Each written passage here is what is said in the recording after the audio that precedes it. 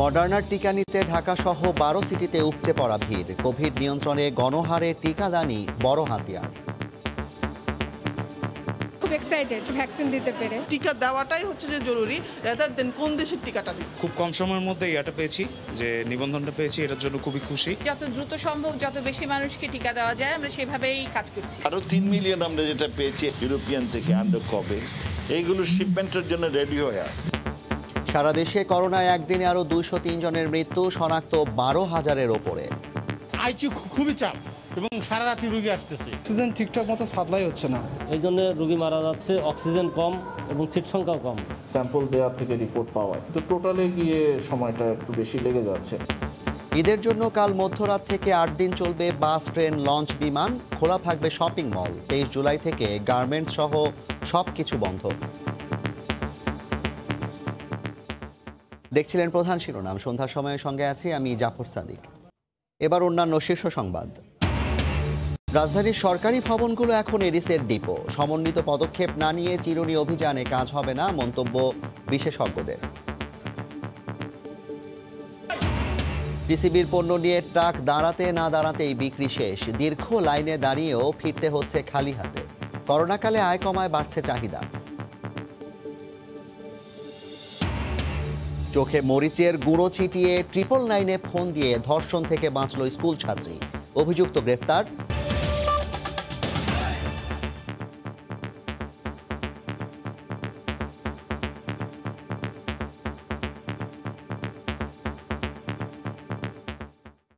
মডার্নার টিকা প্রয়োগের প্রথম দিনই রাজধানী সহ দেশের ১২ সিটি কর্পোরেশন কেন্দ্রে কেন্দ্রে মানুষের ঢল। নির্ধারিত টিকার চেয়ে প্রত্যাশীর উপস্থিতি বেশি থাকায় কোথাও কোথাও হিমশিম খেতে হয় পরিস্থিতি সামলাতে। অনিশ্চয়তা কাটিয়ে টিকা কার্যক্রমে গতি আসায় সন্তোষ প্রকাশ করেন সাধারণ মানুষ। এদিকে কোভিড নিয়ন্ত্রণে গণহারে টিকা প্রয়োগকেই বড় হাতিয়ার হিসেবে বিবেচনা করছেন নীতি নির্ধারকরা। দীর্ঘ অপেক্ষার পর মিলছে টিকা। মডার্না টিকা প্রয়োগের প্রথম দিন মঙ্গলবার সকাল থেকেই ঢাকার ২ সিটির কেন্দ্রে কেন্দ্রে চোখে পড়ে প্রত্যাশীদের লম্বা সারি। দেশের আকাশে টিকা নিয়ে অনিশ্চয়তার যে কালো মেঘ জমেছিল তা কেটে যাওয়ায় উচ্ছ্বসিত টিকা গ্রহীতারা। আজকে আমি খুব এক্সাইটেড ভ্যাকসিন দিতে পেরে। টিকা দেওয়াটাই হচ্ছে যে জরুরি, রাদার দেন কোন দেশের টিকাটা দিচ্ছে। ভালো লাগছে ভ্যাকসিন নিবন্ধন করেছে, যে দিন পরের দিনই মেসেজ আসছে। আমি মেন্টালিও অনেকটা থাকবো যে আমি ভ্যাকসিনের কিছুটা সুরক্ষা আছি। আমি আমার সহস্ত্রীক দিলাম এবং খুব ভালো সিস্টেম, খুব ভালো। মানে চিন্তা করি না যে এত তাড়াতাড়ি পাবো। খুব কম সময়ের মধ্যে এটা পেয়েছি, যে নিবন্ধনটা পেয়েছি, এটার জন্য খুবই খুশি। তবে কাউকে কাউকে ফিরে যেতে হয় হতাশ হয়ে। কর্তৃপক্ষ বলছে SMS না পাঠানোর পরও অনেকে কেন্দ্রে ভিড় করায় হিমশিম খেতে হয়েছে। বললো যে ভ্যাকসিন একদম শেষ, টোকেনও শেষ, আজকে দেওয়া যাবে না, কালকে আসেন। মাত্র বললো যে ভ্যাকসিন শেষ, আজকে হবে না। তো আমরা 2.5 ঘন্টা দাঁড়াই থাকেন, কেমন লাগে? আগের থেকে আমাদেরকে যা জানাবে ওই রকম মেসেজ দেই। অনেকে আছে ডিফল্টার, যারা আগে মেসেজ পেয়েছে আসে নাই, তারা যখন এখানে আসে তখন রাশ বেড়ে যায়। রাজধানীর বাইরে বাকি 10 সিটি কর্পোরেশন এলাকায়ও গণহারে মডার্নার টিকা প্রয়োগের প্রথম দিন দেখা গেছে ব্যাপক উৎসাহ উদ্দীপনা। সুশৃঙ্খল পরিবেশে টিকাটা দিতে পারলাম, খুব ভালো লাগছে। উৎসব মুখর পরিবেশে টিকা দিতে পেরে অত্যন্ত আনন্দিত। আমরা শীঘ্রই আমাদের ক্লাসে ফিরে গিয়ে ক্লাসরুমগুলোকে করে তুলতে চাই। দেশে কোভিড নিয়ন্ত্রণে এখন গণহারে টিকা প্রয়োগকেই বড় হাতিয়ার করতে চান নীতি নির্ধারকরা। আমরা চাচ্ছি যত দ্রুত সম্ভব যত বেশি মানুষকে টিকা দেওয়া যায় আমরা সেভাবেই কাজ করছি। আমরা মোটামুটি ভালো ভালো সুখবর পাচ্ছি। We have been trying hard. আরো ৩ মিলিয়ন আমরা যেটা পেয়েছি ইউরোপিয়ান থেকে আন্ডার কভেক্স, এইগুলো শিপমেন্টের জন্য রেডি হয়ে আছে। Any minute it would come. এদিকে জেলা উপজেলা পর্যায়ে গণহারে সিনোফার্মে টিকা প্রয়োগের দ্বিতীয় দিনেও ছিল উপচে পড়া ভিড়। আর রাজধানীর 7 কেন্দ্রে প্রবাসীদের দেয়া হচ্ছে ফাইজারের টিকা। ফারুক ভিয়া, রবিন, সময় সংবাদ, ঢাকা। কয়েকদিন ধরে প্রতিদিনই 11,000-এর বেশি করোনা রোগী শনাক্ত হচ্ছেন। দৈনিক মৃত্যুর সংখ্যাও 200-র ওপরে। এরপরও সচেতন না হয়ে শেষ সময়ে রোগীরা ছুটছেন চিকিৎসা নিতে। আর প্রত্যন্ত অঞ্চলে গুরুতরদের জন্য মিলছে না তাৎক্ষণিক অক্সিজেন সেবাও। সবশেষ সারা দেশে একদিনে আরও 203 জন মারা গেছেন, শনাক্ত 12,000-এর ওপর। রিপোর্টার ও জেলা প্রতিনিধিদের পাঠানো তথ্য ছবিতে রিপোর্ট।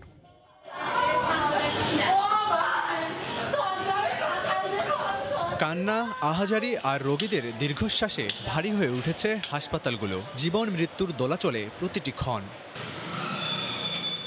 অক্সিজেন সিলিন্ডার নিয়ে স্বজনদের ছুটোছুটি এখন নিত্য ব্যাপার। আইসিইউ সিরিয়াল পেতে পেতে বেঁচে থাকাটাই কঠিন হয়ে পড়ছে। পজিটিভ হওয়ার ভয়ে টেস্ট না করিয়ে জ্বর সর্দি নিয়েই দিব্যি ঘুরছেন লোকজন। স্বাস্থ্যবিধি মানার বালাই নেই রোগীর স্বজনদের মাঝেও। আইসি খুবই চাপ এবং সারা রাতি রুগী আসতেছে। আমি রাত 4টার সময় আইনে আমার বাবাকে এখানে ভর্তি করছি। কালকে একটা রোগী মারা গেছে, আপনার গেট পাড়া নিতেই মারা গেছে, নিয়ে ভর্তি করতে পারছে না। দক্ষিণাঞ্চলে দাপিয়ে বেড়াচ্ছে করোনা ভাইরাস। ঢাকার পরেই সর্বোচ্চ মৃত্যু হয়েছে খুলনা অঞ্চলে, মারা গেছেন 53 জন। চট্টগ্রামেও পাল্লা দিয়ে বাড়ছে মৃত্যুর তালিকা। 24 ঘন্টায় বিভাগটিতে মারা গেছেন 30 জন। ভারতীয় ধরন শনাক্তের পর থেকেই সীমান্তবর্তী রাজশাহীতে উচ্চ সংক্রমণ। 24 ঘন্টায় অঞ্চলটিতে 27 জনের মৃত্যু হয়েছে। এই ইনফেকশনের রেটটা রাজশাহী ক্রস করে আমাদের বগুড়া সিরাজগঞ্জের ওদিকে যাচ্ছে। তো সেই ক্ষেত্রে আমার কাছে মনে হচ্ছে যে এই চেয়ে রোগী কিন্তু হয়তো নাও বাড়তে পারে এখানে। লাগামহীন পরিস্থিতি রংপুর বিভাগেও। হাসপাতালগুলোতে রোগীর চাপ ভয়াবহ। একদিনেই মারা গেছেন 15 জন। অক্সিজেন ঠিকঠাক মতো সাপ্লাই হচ্ছে না, এই জন্য রোগী মারা যাচ্ছে, অক্সিজেন কম এবং সিট সংখ্যাও কম। জুন মাসের মাঝামাঝি সময় থেকে ময়মনসিংহে বাড়তে শুরু করেছে করোনার সংক্রমণ। 24 ঘন্টায় বিভাগটিতে 7 জনের মৃত্যু হয়েছে। সংক্রমণের ঝুঁকি বাড়ছে দক্ষিণাঞ্চলের বরিশালে। 24 ঘন্টায় 5 জন মারা গেছেন, আর সিলেট বিভাগে মৃত্যু হয়েছে 5 জনের। উচ্চ ঝুঁকিতে থাকা যশোরে মৃত্যু হয়েছে 9 জনের। এছাড়াও 24 ঘন্টায় কুষ্টিয়ায় 9 জন, ঠাকুরগাঁয়ে 7 জন মারা গেছেন। লাবিব হাসান, সময় সংবাদ। ঈদের জন্য কাল মধ্যরাত থেকে স্বাস্থ্যবিধি মেনে চালু হচ্ছে সবকিছু। সারা দেশে চলবে বাস, ট্রেন, লঞ্চ ও বিমান। খুলবে শপিং মল, দোকানপাট। তবে 23 জুলাই থেকে 2 সপ্তাহ সব বন্ধ করে কঠোর বিধিনিষেধ দিয়ে প্রজ্ঞাপন দিয়েছে মন্ত্রিপরিষদ বিভাগ। এই 2 সপ্তাহ বন্ধ থাকবে গার্মেন্টস সহ সব শিল্প কারখানাও। এদিকে কঠোর বিধিনিষেধের 13তম দিনে রাজধানী সড়কে গাড়ির ব্যাপক চাপ, খুলেছে অনেক দোকানপাটও। এই দৃশ্য দেখে কে বলবে দেশে চলছে কঠোর বিধিনিষেধ, যেখানে জরুরি প্রয়োজন ছাড়া যে কারো ঘর থেকে বের হলেই জেল জরিমানা হওয়ার কথা, সেখানে মঙ্গলবার রাজধানীর যাত্রাবাড়ি মোড়ে কোনো কিছুর যেন তোয়াক্কা নেই। নতুন প্রজ্ঞাপন অনুযায়ী বৃহস্পতিবার ভোর থেকে কোরবানির ঈদ সামনে রেখে 8 দিনের জন্য লকডাউন শিথিল হতে যাচ্ছে, যেখানে কঠোর বিধিনিষেধ মেনে এক আসন ফাঁকা রেখে চলতে পারবে বাস, লঞ্চ, রেল ও বিমান। তবে নির্দিষ্ট তারিখের 2 দিন আগেই এদিন রাজধানীর সড়ক গাড়িতে ঠাসা। যাত্রীরা বলছেন অফিস খোলা, তাই বাধ্য হয়ে বের হয়েছেন তারা। সড়কে জনসমাগম বাড়ার পাশাপাশি খুলতে দেখা গেছে বেশ কিছু এলাকার দোকানপাটও। সব অফিস আদালত খোলা, তো লোক বাসা বসে কি করবে? চাকরি থাকবে না, সব কিছু তো খোলা, খালি গণপরিবহনটাই বন্ধ। ভাড়া হয়েছে হলো 20 টাকা, সেখানে আমাদের ভাড়া যাচ্ছে 200 টাকা করে। আমাদের তো পেটে ভাত নাই, খাইতে হইব না। এই দোকান ভাড়া, তারপরে মিস্ত্রির বেতন, এগুলো কোথা থেকে আসবে?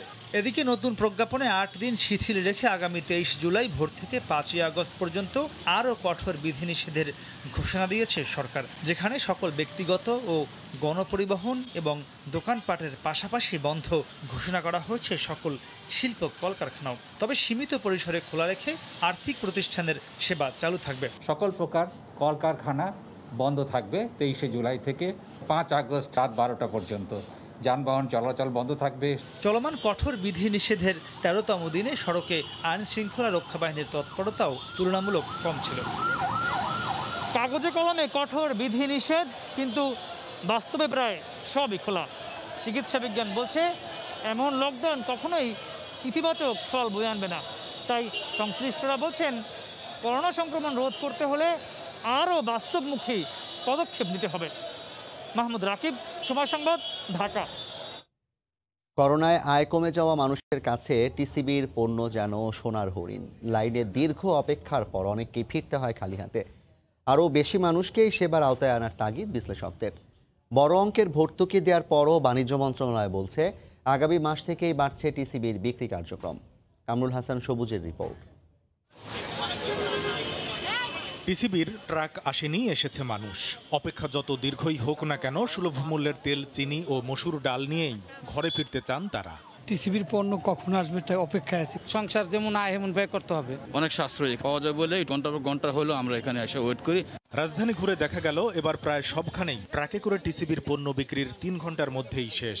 কারণ বাজার দরের চেয়ে 180 টাকা কমে 5 লিটার সয়াবিন, 20 টাকা ও 15 টাকা কমে মিলছে 1 কেজি করে ডাল চিনি। ছেলে মেয়ে নিয়ে অনেক কষ্টে ভাই চলতেছে। আমরা যে সব পরিমাণ মানুষ দাঁড়াই, অর্ধেক লোক পার হইতে হইতে তেল শেষ বা চিনি শেষ। তথ্য বলছে এবারের কার্যক্রম চালাতে সরকারি এ বিপণন সংস্থাটিকে প্রতিদিন ভর্তুকি দিতে হচ্ছে তেল বাবদ গড়ে 1,53,00,000 টাকা এবং ডালচিনিতে 71 লাখ টাকা।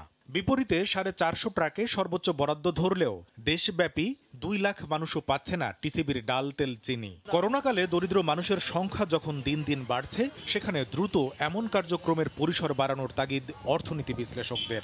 এই ধরনের সাপোর্ট যত বেশি সংখ্যক লোককে আরো বেশি পরিমাণে যদি দেওয়া সম্ভব হয় দেওয়া উচিত। মোটেও চিন্তা করা উচিত না যে আমাদের ট্যাক্সের টাকা থেকে কত টাকা ভর্তুকি আমরা দিচ্ছি। সত্যিকার অর্থে এইসব জায়গায় তো ভর্তুকি যাওয়া উচিত। জীবন বাঁচানোর থেকে বড় মিশন আর সরকারের কিছু নাই। পরিস্থিতি বিবেচনায় আরও কিছু পণ্য যুক্ত করা এবং বরাদ্দের পরিমাণ বাড়ানোর সিদ্ধান্তের কথা জানালেন বাণিজ্য সচিব। ঈদের পরবর্তীতে যে স্লটে এই বিপণনে যাব, তখন আরো বেশি পণ্য বাজারজাত করার পরিকল্পনা আমাদের আছে। কোন পদ্ধতিতে এই কার্যক্রম চালালে ভর্তুকি কমিয়ে সেবার আওতা আরও বাড়ানো সম্ভব তা নিয়েও কাজ চলছে বলে জানান সংশ্লিষ্টরা। কামরুল হাসান সবুজ, সময় সংবাদ, ঢাকা। গেল বছরের মতো এবারও করোনায় নতুন প্রণোদনা ঘোষণা করলেন প্রধানমন্ত্রী শেখ হাসিনা। দ্বিতীয় ঢেউয়ে কঠোর বিধিনিষেধে কাজ হারানো বিভিন্ন পেশার শ্রমজীবী ও নিম্নবিত্ত মানুষের জন্য নতুন 5টি প্যাকেজে ঘোষণা করা হয়। এসব প্যাকেজের আওতায় 3,200 কোটি টাকার সহায়তা দেওয়া হবে। প্রাণঘাতী করোনায় রুগ্ন স্বাস্থ্য খাতে শুধু মানুষের মৃত্যুই নয়, বিপর্যয় ঘটে গেছে কোটি কোটি মানুষের জীবিকার প্রশ্নে। জীবন ও জীবিকার মধ্যে সমন্বয় রেখে দেশ পরিচালনার নীতিতে মানুষ কিছুটা রক্ষা পেলেও দীর্ঘ সময় কঠোর বিধিনিষেধে কাজ বন্ধ হয়ে সহায় সম্বল হারানোর সংখ্যাটাও নেহাত কম নয়। দেশে ভারতীয় ভ্যারিয়েন্টের প্রভাব বেড়ে যাওয়ার পর থেকে থেমে থেমে বিধিনিষেধের ঘোষণা আসতে থাকে সরকারের তরফ থেকে। চলতি মাসের প্রথম দিন থেকে এর ব্যাপকতা বাড়লে আবারও হাহাকারের কান্না জমে সমাজের নানা প্রান্তে। দ্বিতীয় ঢেউ সামলাতে গিয়ে যারা চরম আর্থিক দুর্দশায় পড়েছেন, এমন শ্রেণীর সহায়তার জন্য এবারও 5টি প্রণোদনা প্যাকেজের ঘোষণা দিলেন প্রধানমন্ত্রী শেখ হাসিনা। তার কার্যালয় সূত্রে জানা গেছে, দিনমজুর, পরিবহন শ্রমিক, নৌ পরিবহন শ্রমিক, ক্ষুদ্র ব্যবসায়ীরা প্রত্যেকে নগদ 2,500 টাকা করে পাবেন। এ খাতে মোট বরাদ্দ 450 কোটি টাকা। শহর এলাকায় নিম্নবিত্ত মানুষের জন্য খোলা বাজার পরিচালনায় 150 কোটি টাকা। 333 নম্বরে ফোন করে খাদ্য সহায়তা পেতে জেলা প্রশাসকদের অনুকূলে 100 কোটি টাকা। গ্রামীণ এলাকায় কর্মসৃজনে ঋণ সহায়তা বাবদ 1,500 কোটি টাকা এবং পর্যটন খাতের হোটেল, মোটেল, থিম পার্কের কর্মচারীদের বেতন পরিশোধে ঋণ বাবদ 1,000 কোটি টাকা দেয়া হবে বিশেষ প্যাকেজের আওতায়। গেল বছরেও পরিস্থিতি সামাল দিতে শ্রমজীবী সহ সমাজের বিভিন্ন শ্রেণী পেশার মানুষের জন্য প্রধানমন্ত্রীর তরফ থেকে 21টি প্যাকেজে 1,28,044 কোটি টাকা প্রণোদনা প্যাকেজ ঘোষণা করা হয়েছিল। দেবাশিস রায়, সময় সংবাদ, ঢাকা। সন্ধ্যার সময় আরও থাকছে। রোহিঙ্গাদের দ্রুত প্রত্যাবাসনে জাতিসংঘে প্রস্তাব পাশ কূটনৈতিক সাফল্য বলছেন বিশ্লেষকরা। চীন, রাশিয়া, ভারতকে মিয়ানমারের ওপর চাপ প্রয়োগে আবারও আহ্বান জানাবে বাংলাদেশ। রাজধানীর অধিকাংশ ভবনই সরকারি ভবনই যেন এডিসের ডিপো। নিয়মিত দেখভাল না করায় এসব ভবনে, বিশেষ করে পার্কিং এলাকায় জমছে পানি, তৈরি হচ্ছে মশার প্রজনন ক্ষেত্র। কীটতত্ত্ববিদরা বলছেন, সমন্বিত উদ্যোগ না নিলে চিরুনি অভিযানেও কাজ হবে না। এদিকে আজ উত্তর সিটি এলাকায় বেশ কয়েকটি ভবনের মালিককে প্রায় 3 লাখ টাকা জরিমানা করেছেন ভ্রাম্যমাণ আদালত। একটি সরকারি ভবনের পার্কিং এর জায়গা এটি। স্যাঁতস্যাঁতে গুমট, কোনায় কোনায় জমে আছে পানি। এতেই নিশ্চিন্তে বংশ বিস্তার করে যাচ্ছে ডেঙ্গু বাহক এডিস মশা।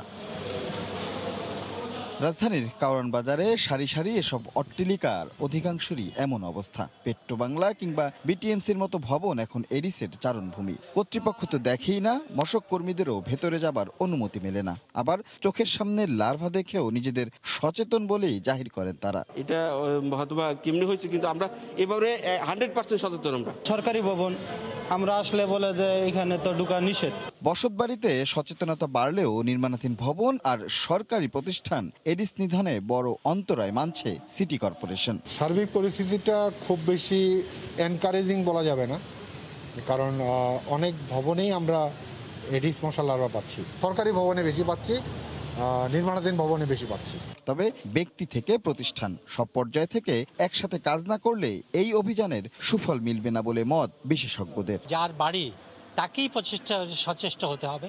শুধু আইন দিয়ে সব কিছু হবে না আর কি, এটা একটা সম্মিলিত ইন্টিগ্রেটেড অ্যাপ্রোচ নিতে হবে আর কি। অধিদপ্তরের হিসেবে সবশেষ 24 ঘন্টায় রাজধানীতে ডেঙ্গু নিয়ে হাসপাতালে ভর্তি হয়েছে 70 জন।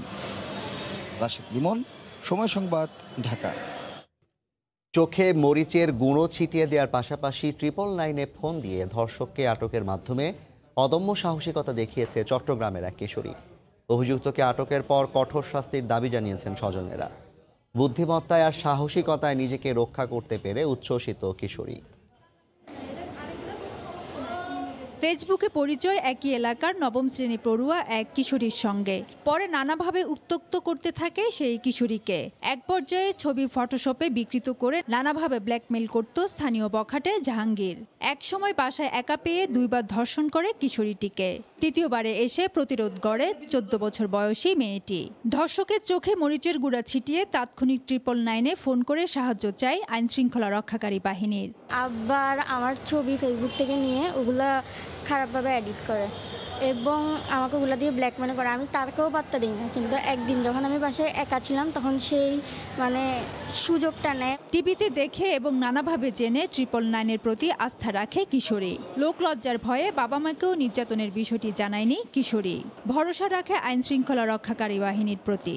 সে সর্বাত্মক চেষ্টা করছে এই নিপীড়কের হাত থেকে রক্ষা পাওয়ার জন্য। তো এক পর্যায়ে তার ভিতরে ফিলিংস আসে যে এটার প্রতিবাদ করতে হবে। সে 999-এর প্রতি আস্থা পেয়ে 999-কে বিষয়টি জানায় এবং আমাকে জানাইলে তাৎক্ষণিকভাবে আমরা কাজ শুরু করি। নিজের মেয়ের সাথে অন্যায়কারী ধর্ষকের সর্বোচ্চ বিচারের দাবি গার্মেন্টস কর্মী মায়ের। আমার মেয়ের সাথে যেটা হয়েছে, অনেক অন্যায় করা হয়েছে, সেটার জন্য আমি বিচার চাই, যেন আমি ভালো বিচার পাই, যেন দ্বিতীয়বার আর কারোর সাথে এই ধরনের ঘটনা না ঘটে। আটক জাহাঙ্গীরের বিরুদ্ধে নারী ও শিশু নির্যাতন আইনে মামলা করে রিমান্ড চাওয়া হবে বলে জানায় ডবলমুরিং থানা পুলিশ। ফেরদৌস লিপি, সময় সংবাদ, চট্টগ্রাম। রোহিঙ্গাদের দ্রুত প্রত্যাবাসনে জাতিসংঘে প্রস্তাব পাশকে বাংলাদেশের কূটনৈতিক সাফল্য বলছেন বিশ্লেষকরা। এতদিন বিপক্ষে ভোট দেয়া চীন, রাশিয়া এবারই প্রথম নিশ্চুপ ছিল। কূটনৈতিক সাফল্যকে কাজে লাগিয়ে এই 2 পরাশক্তি সহ প্রতিবেশী দেশ ভারতকে মিয়ানমারের উপর চাপ প্রয়োগে আবারও আহ্বান জানানো হবে বলে জানিয়েছেন পররাষ্ট্রমন্ত্রী। 2017 সালে রাখাইনে গণহত্যার জেরে বাংলাদেশে পালিয়ে আসা 10 লাখ রোহিঙ্গার একজনকেও ফেরত নেয়নি মিয়ানমার। দফায় দফায় বৈঠক, প্রতিশ্রুতি আর প্রত্যাবাসন চুক্তিতেই সীমাবদ্ধ দেশটির সব উদ্যোগ। সোমবার জাতিসংঘ মানবাধিকার পরিষদে রোহিঙ্গা গণহত্যার বিষয়ে জবাবদিহিতা নিশ্চিত করা ও বাংলাদেশে আশ্রয় নেওয়াদের দ্রুত রাখাইনে ফেরানোর প্রস্তাবটি 4 বছর পর ভোটাভুটি ছাড়া সর্বসম্মতভাবে পাশ হয়। এতে নিশ্চুপ ছিল আগে ভেটো দেয়া চীন ও রাশিয়া। চীন, রাশিয়া সহ সব পক্ষকে একমত করানোর জন্য প্রথম থেকেই আমরা কাজ করছিলাম। একাধিকবার তাদের রাষ্ট্রদূতের সঙ্গে বৈঠক হয়েছে। অবশেষে কোনো রাষ্ট্রই এই রেজুলেশনের বিরোধিতা করেনি। এ সাফল্য ধরে রেখে দ্রুত রোহিঙ্গাদের কার্যকর প্রত্যাবাসনের বিষয়ে রাশিয়া, চীন ও ভারতের সঙ্গে আবারও বাংলাদেশ আলোচনায় বসবে বলে জানিয়েছেন পররাষ্ট্রমন্ত্রী। মঙ্গলবার দুপুরে নিজ বাসভবনে এক সংবাদ সম্মেলনে তিনি জানান, আসন্ন উজবেকিস্তান সফরে প্রভাবশালী দেশগুলোর পররাষ্ট্রমন্ত্রী পর্যায়ের দ্বিপাক্ষিক বৈঠকে আবারও প্রত্যাবাসনের গুরুত্ব ও মিয়ানমারের নিষ্ক্রিয়তা তুলে ধরা হবে। Number 1 priority repatriation of Rohingya. আমাদের মতই এই রেজলিউশনটা পাস হয়েছে এবং সেইখানে সবাই এক বাক্যে বলেছে যে রিপাট্রিয়েশন ইজ ভেরি ইম্পর্টেন্ট এবং এদের জন্য রিপাট্রিয়েশন সবাই মিলে কাজ করবে। এর প্রেক্ষিতে আমি রাশিয়ান ফরেন মিনিস্টার কোনাকে বলবো ইন্ডিয়ার সাথে হবে। তার প্রেক্ষিতে তারাও সিকিউরিটি কাউন্সিলের সদস্য, সুতরাং আমি অ্যাডিশনাল যাতে তারা এফার্ট নেয় সেই জন্য রিকোয়েস্ট করব। বিশ্ব সম্প্রদায়ের কাছে রোহিঙ্গা ইস্যু নতুন করে আলোচনায় উঠে আসাকে ইতিবাচক হিসেবে দেখছেন বিশ্লেষকরা। রোহিঙ্গাদের প্রত্যাবাসন বিষয়ে সেখানে কোনো দেশ ভোটদানও বিরত থাকে নাই বা বিরোধিতা করে নাই। এটা আমাদের জন্য বা রোহিঙ্গা বিষয়ে বাংলাদেশের আমি বলবো কূটনীতির একটা বড় অর্জন।